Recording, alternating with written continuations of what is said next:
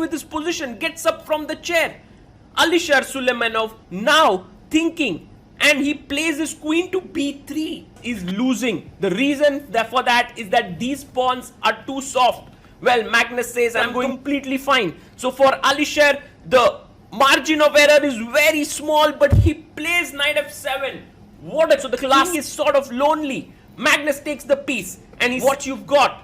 Well, c takes d5 is what I've got, says Alisher. Now the will have to take on d5, either with the bishop or the pawn. Magnus bishop, but it's not going to be helpful. Rook takes d5. What a sacrifice there. Sacrifice, he's given up a piece. Now he's given an exchange, so he's a complete rook.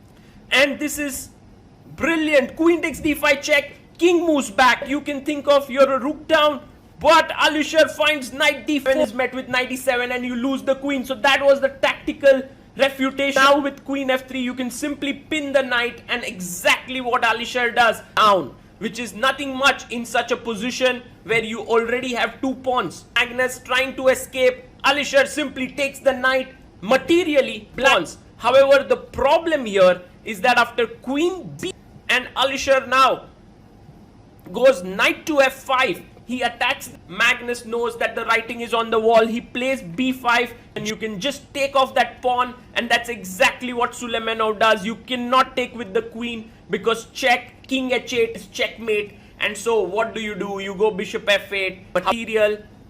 Alisher now goes bishop c4 check. If you take here, Magnus trying to fight hard in this position, but actually there's nothing much left to be done. Knight h6, brilliant move.